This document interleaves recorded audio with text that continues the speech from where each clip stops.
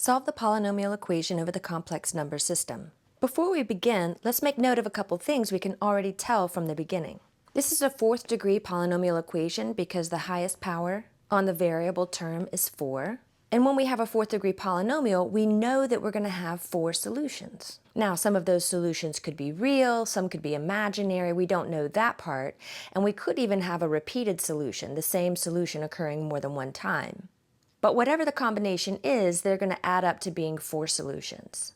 We also know that all 4 of those solutions are going to work because polynomial equations do not generate extraneous solutions. So let's get started. The first thing that I notice is that both of these terms have a square root. So we'll begin by factoring this polynomial using the difference of squares formula, which, as a reminder, when I have two things that have a square root, they'll factor into the square root of the first plus the square root of the second times the square root of the first minus the square root of the second. And that's our difference of squares formula. So the square root of our first term, the square root of t to the 4th power, is going to be t squared. And then to that we're going to add the square root of the second term, and the square root of 625 is 25. So that's the square root of the first plus the square root of the second. We'll then multiply that by the square root of the first minus the square root of the second, and then we're still equal to 0. Now here we have the sum of two things that have a square root, and this is considered to be an irreducible quadratic. It doesn't factor any farther over the real numbers. But we can factor this more because, again, it's the difference of squares. So we'll just copy paste this first factor down, and then we'll factor this second quantity into being the square root of the first plus the square root of the second times the square root of the first minus the square root of the second.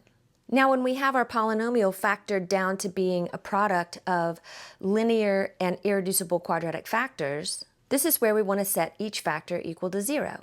So we'll say t squared plus 25 is equal to 0, the next factor t plus 5 is equal to 0, and the last factor t minus 5 also equal to 0. And so now we're going to solve each of these individually. These linear equations are pretty easy to solve. We just subtract 5 from both sides here to get t is equal to negative 5, and add 5 to both sides here to get t is equal to positive 5. Now in order to solve this quadratic equation, we have a couple of options. We know it doesn't factor over the reals, but we could use the quadratic formula, or we could use the square root method, and that's what I'm going to do. To use the square root method, I'm going to isolate the quantity that is squared, so we end up with t squared by itself on the left and negative 25 on the right, and then we take the square root of both sides, and when I take the square root of both sides, that comes along with the plus minus, and the plus minus needs to go on the constant side.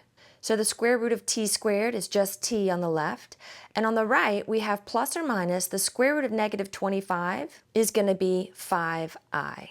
And to take a quick close look at that, we got 5i because negative 25 can be factored into 1 times 25. We could split a radical over multiply, so that's the square root of negative 1 times the square root of 25, which then gives us I times 5, and we prefer to write the constants before the letters, so we would rewrite that as 5i. So now we do have 4 solutions. We have t is equal to negative 5, t is equal to positive 5, t is equal to 5i, and t is equal to negative 5i. And all 4 of these solutions should work when I check my answer. Again, because polynomial equations do not generate extraneous solutions. So if something doesn't work, it would be because I made a mistake. So now let's check our answers in our calculator. Let's start with the negative 5 stored into x. So we hit store, x, and enter. And then we go back to the beginning equation up here and retype exactly what we see, but we'll use x in the calculator instead of the value t. So we'll say x to the 4th power minus 625, and that gives us 0. So negative 5 works. Now let's check positive 5. So again, we'll say 5, positive this time, stored into x, hit enter.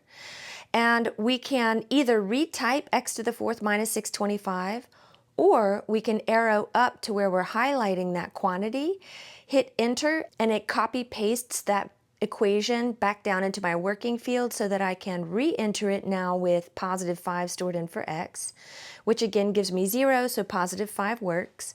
We can also check our imaginary solution. So we can say 5, and here is the I button here in blue above the decimal point.